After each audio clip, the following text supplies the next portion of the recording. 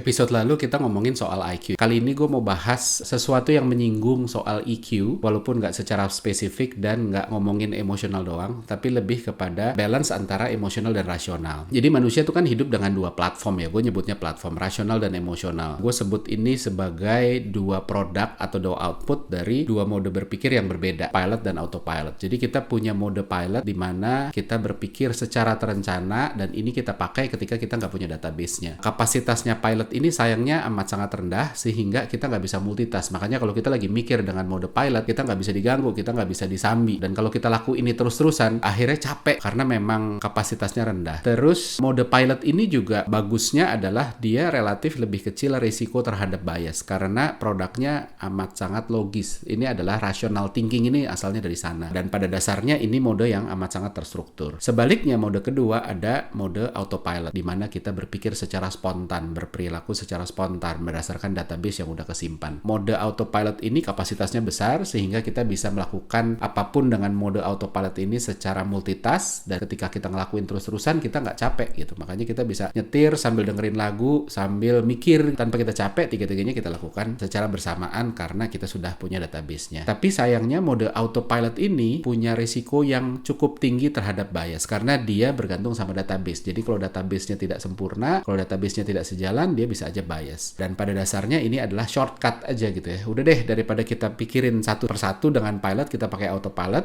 dan makanya ini shortcut. Ini untuk respon yang cepat aja. Dan emosional adalah salah satu produk dari autopilot karena ini spontan. Tiap orang itu punya kecenderungan balance yang berbeda-beda. Ada orang yang dominan logik banget, mikirnya selalu logik itu. Dia frustasi justru kalau nggak logik. Segala sesuatunya soal benar apa salah, dan orang-orang gini nggak feel offended ketika logikanya dia salah. Jadi ketika dia diskusi, dia debat, terus habis itu dia salah, dia nggak malu karena selama itu logik gitu. Dan justru malah terpuaskan karena ada jawaban logis yang dia dapatkan, walaupun itu nggak harus punya dia, bisa aja punya orang lain. Ketika make sense, maka dia bisa terima dengan baik. Orang-orang ini yang dominan rasionalnya juga nggak baperan, dimarahin sekalipun bisa ya saat itu kayak aduh gue diomelin lagi, tapi bisa move on. Ya udah, habis itu nggak perlu jadi sebel-sebelan, terutama ketika secara logis memang dia mikir emang gue yang salah sih gitu. Justru sebaliknya dia malah bisa emosional kalau diskusinya nggak logis, ketika dia dimarahin untuk sesuatu yang nggak logis. Kalau lawan debatnya pakai jawaban-jawaban nggak logis, kalau lawan debatnya menghindar terus ketika dicecer secara logis, padahal udah ke sudut tapi menghindar terus, nggak mau dibawa ke diskusi yang logis, maka dia justru malah lebih baper. Tapi selama logisnya masuk, mau abis itu dia dipermalukan, dia nggak begitu baper. Dan ini adalah sesuatu yang orang-orang emosional biasanya nggak begitu bisa gitu, biasanya baperan. Sebaliknya ada orang-orang yang dominan emosionalnya, jadi gampang banget ke trigger emosinya. Nggak harus marah, bisa aja emosi itu kan bukan cuma marah, tapi ketawa, nangis, dan sebagainya. Dia lebih mikir perasaan. Mau bener kayak apapun secara logis, kalau nyakitin ya udah dia ngamuk. Kan bisa disampaikan dengan cara lain, lu nggak perlu permaluin gue dengan cara gitu dong. Gue tahu gue salah, gue tahu lo emang benar gitu. Tapi ada cara penyampaian yang lebih baik lah. Jangan bikin malu. Mau dia benar, kalau dia malu tetap aja marah. Jadi bahkan ketika benar tuh habis itu dia ledek, cie yang benar, cie deh gue tahu lo yang benar. Dia bisa baper gitu. Nah orang-orang gini ini cenderung susah move on. Debat dimarahin apalagi di depan orang, jadi marah, jadi baper. Bahkan walaupun udah minta maaf orangnya. Yang menarik adalah dua-duanya ini perlu. Jadi kita nggak bisa menilai bahwa rasional itu lebih penting dibanding emosional. Enggak juga. Atau bilang bahwa emosional itu lebih penting rasional. Enggak. Dua-duanya dibutuhkan. Gue kasih contoh. Yang pertama misalnya dalam transaksi sehari-hari, dalam pembelian. Kalau rasional, banyak sales dan marketing ini mikirin ini terus gitu kan. Gimana caranya jual produk yang gue mau jual. Harus ngomong apa ya. Dan semua itu seolah-olah harus logik. Ngabisin waktu untuk mikirin justifikasi rasional. Bisa ngomongin feature lebih murah, lebih kenceng, lebih powerful, dan lain sebagainya. Seolah-olah konsumen selalu rasional waktu beli. Walaupun selalu ada aja waktunya orang membeli barang itu dominannya rasional. Contoh misalnya mau liburan.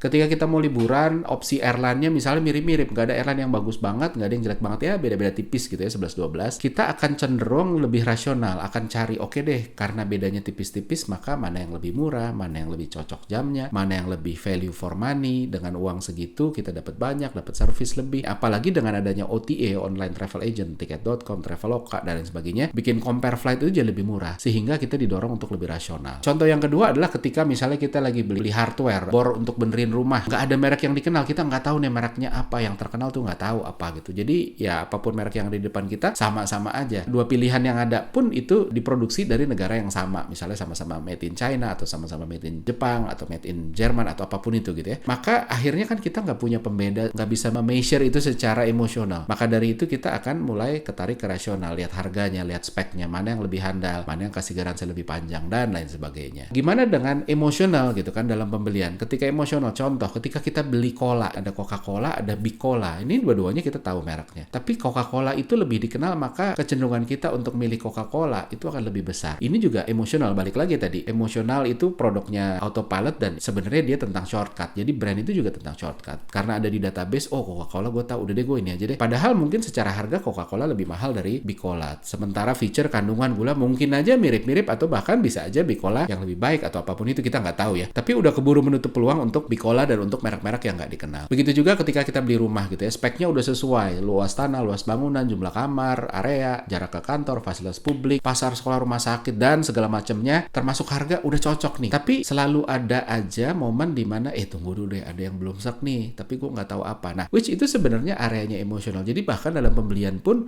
emosional itu seringkali bermain. Maka dari itu perlu balance gitu. Contoh pertama ada 2 brand. Satu terkenal tapi speknya kurang, harganya mahal. Yang satu lagi adalah nggak pernah kedengeran tapi speknya bagus, harganya lebih menarik. Kan bingung ya, yang satu terkenal tapi kok speknya begitu dilihat kok begini, harganya pun mahal. Yang satu secara spek jelas-jelas lebih unggul, harganya juga menarik tapi mereknya nggak pernah kedengeran. Nah, ini kita biasanya bingung mau ngambil yang mana nih. Mau ngambil yang terkenal tapi kok kalah secara logis, kok cuma emosional doang. Mau ambil yang bagus kok kalah secara emosional. Jadi bingung, dan akhirnya seringkali kita sampai di titik decision paralysis. Jadi kita nggak berani ngambil keputusan, takut nyesel, atau kalaupun ternyata beli, proses mikirnya juga lama gitu, karena keputusan yang diambil masih nggak 100%. Sampai kasir mau bayar gitu masih mikirin, apa jangan-jangan yang itu lebih baik ya? Duh, salah nggak ya gue, dan lain sebagainya. Contoh kedua, misalnya lu beli mobil budgetnya 500 juta. Opsi pertama beli mobil Jepang, speknya bagus, duit segitu lu dapet mobil baru, spek oke, enak dipakai, harga jual kembali juga oke lah, merek ini oke lah. Opsi kedua adalah mobil Eropa, speknya sebenarnya di bawah dari mobil Jepang dengan harga yang sama, dapatnya bekas pula. Jadi secara logik, secara rasional kalah telak, tapi gengsinya beda. Naik mobil Eropa lebih keren, akhirnya tarik-tarikan dan bisa aja imbang, bisa bikin bingung mending yang mana ya. Dan sama, balik lagi, kita bisa cenderung untuk menunda pembelian atau bahkan nggak berani ngambil keputusan. Sama juga contoh ketiga, pameran mobil. Pernah mikir nggak kenapa di pameran mobil itu selalu ada SPG yang menarik, yang rate-nya bayaran per harinya ya untuk jadi SPG itu mahal? Kenapa nggak SPG yang biasa aja atau orang sales yang biasa aja? Karena yang mau dihajar sama si brand owner ini adalah emotional aspeknya, bikin konsumen gengsi untuk nggak beli. Kalau yang ngerayu orang yang menarik kan malu dong, akhirnya kita mudah luluh gitu, malu kalau nggak beli, atau sebaliknya justru mau nunjukin gengsi bahwa gue bisa kok yang kayak gini gitu. Kalau yang yang biasa-biasa aja ya udahlah kan. Tapi kenapa SPG cantik nggak dipekerjakan untuk barang murah yang nggak bergengsi? Misalnya casing HP, kenapa nggak hire SPG otomotif untuk jualan casing HP misalnya? Pertama karena harganya kecil, jadi mungkin nggak nutup marginnya untuk bayar SPG cantik. Yang kedua adalah nolak beli casing HP juga nggak bikin malu gitu. Kalau lu ditawarin sama SPG cantik, ayo dong pak beli ini dong gitu kan, ini bagus nih gitu ya. Terus kita sorry ya enggak ya, kita nggak malu-malu banget ketimbang misalnya mobil. Atau sebaliknya, ketika kita mutusin beli casing HP karena kita mau nunjukin gengsi, karena ke-trigger emosional, gue pengen nunjukin gengsi gitu ya. Nih gue bisa beli produk yang lu jual nih, which casing HP, nggak bikin bangga-bangga amat ketimbang yang lu beli itu mobil. Jadi memang itu yang mau dikejar itu. Jadi dua-duanya sama-sama diperluin. Salah satu bisa untuk konteks tertentu, tapi kalau dua-duanya kuat, ya udah nggak ada yang ngalahin. Gimana dengan konteks kerjaan? Kebayang kerja yang cuma pakai rasional. Bos bilang kerja jangan pakai perasaan ya, logis aja gitu kan, kerjaannya bagus, dipuji, naik gaji, promosi gitu ya. Tapi begitu kerjaan lo jelek ya udah dimarahin, diturunin pangkat, potong gaji, pecat gitu ya. Nggak usah baper, abis itu kita tetap teman aja, bos lo bilang gitu ya. Mana bisa ketika kerjaan lagi banyak ya udah dikerjain aja. Keluarga lagi ada yang sakit, sorry ya keluarga lo sakit, semoga cepat sembuh. Anyway kerjaan lagi banyak, jadi tolong lembur terus ya seminggu ke depan, jangan pulang tenggo, pagi juga datang lebih awal, nanti pasti ada bonus deh nanti. Tapi gimana dong dengan keluarga yang sakit? Terus bos bilang gitu kan, emang nggak punya istri atau keluarga yang lain yang bisa ngerawat? Kan tugas lu cari uang untuk keluarga juga, jadi jangan jadiin alasan, fokus kerja aja gitu. Atau bisa juga orang yang lagi ada masalah pribadi. Ketika orang masalah pribadi seringkali pekerjaannya juga terganggu, entah krisis hubungan sama pasangan gitu. Terus bosnya bilang, oh I feel sorry ya for you ya, tapi yuk balik kerja yuk, jangan ganggu kerjaan dong. Itu kan di luar kerjaan, harus profesional, harus bisa pisahin mana kerjaan mana pribadi. Kan nggak bisa semudah itu gitu ya. Bagusnya memang ketika kita dominan rasional, ada kepastian jelas apa yang oke, apa yang enggak. Tapi apa bisa begitu? Kayaknya enggak, karena emang kita butuh emosional dan karena manusia itu makhluk emosional. Sebaliknya, kalau kerjaan cuma pakai emosi, anak buah telat deadline, sorry ya gue nggak mood nih, lagi banyak masalah di rumah, kita kan kerja untuk keluarga, jadi nggak mungkin dong gue ngalahin keluarga untuk kerjaan, jadi tolong dimengerti lah, sesekali boleh lah. Tapi kalau sering-sering kayak begini ya gimana? Atau bisa juga tasan yang gampang baper gitu, meeting telat dikit ngamuk-ngamuk, ngomong di meeting harus pakai izin pak, mohon maaf pak, punten pak, boleh ini pak, dan lain sebagainya. Mintanya dihormatin terus, capek terus gitu. Jadi dua-duanya sama-sama nggak enak. Ketika kita rasional, seolah-olah perasaan kita nggak dipikirin. Ketika dikit-dikit baper, dikit-dikit bawa emosi, capek ya kok bawa emosi terus gitu. Maka dari itu perlu balance, perlu ada kejelasan rasional, benar ya benar, salah ya salah. Tapi perlu kebijakan emosional. emosional gitu kan, nyampeinnya harus dengan emotional awareness yang baik. Ada cara lain yang lebih baik nggak ya, yang esensinya tersampaikan tapi nggak nyakitin kan gitu ya. Gimana juga dengan hubungan rumah tangga. Nah ini juga menarik ya, hubungan rumah tangga kebanyakan dimulai kan secara emosional. Buktinya coba aja lo mikir ya, apakah pasangan yang sekarang lo nikahin atau lo pacarin gitu itu yang paling cantik atau paling ganteng? Kan enggak, pasti ada yang lebih dari pasangan kita, entah secara fisik, baik, pinter, kaya, dan lain sebagainya. Jadi kalau kita pakai rasional, harusnya kita nanti akan pindah ke lain hati ketika nemuin sesuatu yang lebih baik. Tapi kan enggak, kita stay bahkan walaupun ada yang lebih. Karena hubungan personal itu bukan cuma soal rasional, bukan cuma cantik atau nggak cantik. Apalagi kita tahu nanti kita menua, mungkin udah nggak cantik lagi, nggak ganteng lagi, udah menggemuk atau mengeriput atau menua, udah nggak gagah, nggak seksi dan sebagainya. Tapi kalau logiknya nggak masuk, tantangannya pun juga jadi lebih. Tuh, sayang banget sama pasangan, tapi dia sering berantem gara-gara beda prinsip, nggak ngerti cara pikirnya gitu. Akhirnya bubar. Padahal pas pacaran udah tahu ada yang beda. Kenapa kok dari awal nggak bubar aja kan? Kalau beda prinsip kan dari awal udah kelihatan. Pas pacaran berantem, tapi kok dilanjutin sampai nikah. Dan begitu nikah, akhirnya kemungkinan untuk bubar lebih besar. Kenapa gitu? Karena waktu awal pacaran, perasaannya, emosinya itu dirawat gitu ya. Masih lagi seru-serunya, lagi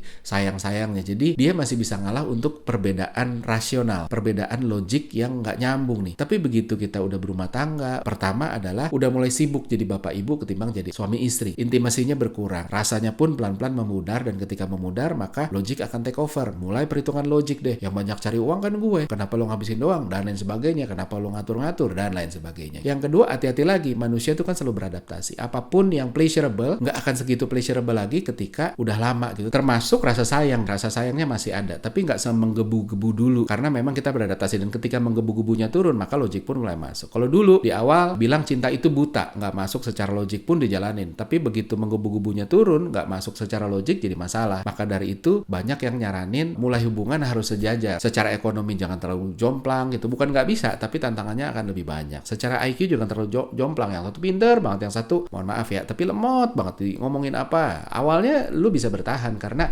perasaannya masih ada, dan perasaan sayang emosional yang kuat itu membuat lu bisa ngalahin rasional. Udah nggak apa-apa. Tapi nanti seiring dengan jalan, perasaan itu pelan-pelan akan nggak se-pleasurable sebelumnya, sehingga logiknya akan mulai naik, dan ketika nggak masuk secara logik, akhirnya lu akan punya potensi ribut lebih besar. Tapi balik lagi, kalau hubungan berangkat dari logis gitu ya, sebenarnya nggak sayang, tapi kalau duitnya banyak ya udah deh, nanti juga jadi sayang karena ngerasa diperhatiin dan disayang. Ketika dibeli macam-macam, lama-lama jadi sayang. Tapi akan ada kemungkinan ketemu yang lebih ya, lebih kaya, lebih royal, lebih pinter dan lain sebagainya. Terus akhirnya nanti kalau lebih akan ditinggalin. Jadi gimana dong ngasah kedua sisi ini? Itu yang penting, karena dua-duanya penting. Rasional dan emosional itu penting, tapi setiap orang itu nggak semua dilahirkan dengan kekuatan kedua ini yang atau sensitivitas yang bagus. Gimana ngerasanya? Ada orang-orang yang emang terlahir logik dominan, nggak bisa begitu berempati. Ngelihat orang susah, nggak ikut ngerasa susah, ya udah gitu aja gitu ya. Sebaliknya ada juga orang yang terlalu emosional, dikit-dikit baper. Perasaan jauh lebih penting dari pemikiran. Balik lagi ke gimana kedua output tadi, rasional emosional itu bekerja. Kalau dominan rasional, dominan itu kan areanya pilot mode ya tadi di awal ya. Cara nguatin emosionalnya adalah nguatin autopilotnya, karena artinya autopilot lo nggak begitu kuat, lo terlalu pilot. Dia cenderung rasional karena kekurangan referensi atau database emosional. Jadi semuanya diproses secara pilot, nggak ada rasanya. Jadi caranya banyakin referensi emosional. Caranya nonton film drama, terutama emosional. Suka lagu, coba cerna liriknya, jangan cuma nadanya doang, dan belajar ngerasa, meditasi, mindfulness, belajar empati juga, lihat orang, bayangin kira-kira dia lagi mikirin apa ya, kira-kira dia masalah dia apa ya, sekarang lagi ada hambatan apa ya, dan belajar ngenalin emosi, journaling, perasaan gimana, apa yang bikin dia punya perasaan begitu dan lain sebagainya. Gimana dengan orang yang dominan emosionalnya? Artinya dia butuh dilatih rasionalnya. Emosional itu kan sebenarnya domainnya autopilot. Caranya harus bisa ngeredam autopilot. Autopilot itu kan spontan tadi ya, pakai database, shortcut aja, yang penting cepet. Nah maka dari itu cara ngeredamnya adalah belajar untuk ngepost supaya spontannya bisa ditekan. Post dulu, jangan direspon, tarik napas, ngitung sampai beberapa puluh, sholat dulu kalau muslim, cuci muka dulu, baru respon. Kasih waktu untuk pilot masuk, kasih waktu untuk autopilot turun. Belajar berani konfirmasi, jangan langsung mikir apa yang ada di kepala sebagai sesuatu yang benar, karena kita maunya shortcut, maunya cepet. Autopilot kan maunya cepet aja, spontan, makanya pakai shortcut. Menganggap apa yang dipikir benar, termasuk berbagai overthinkingnya, padahal kalau dikonfirmasi belum tentu benar juga. Jadi harus diberaniin. Dua itu intinya, jadi dua-duanya penting, emosional dan rasional.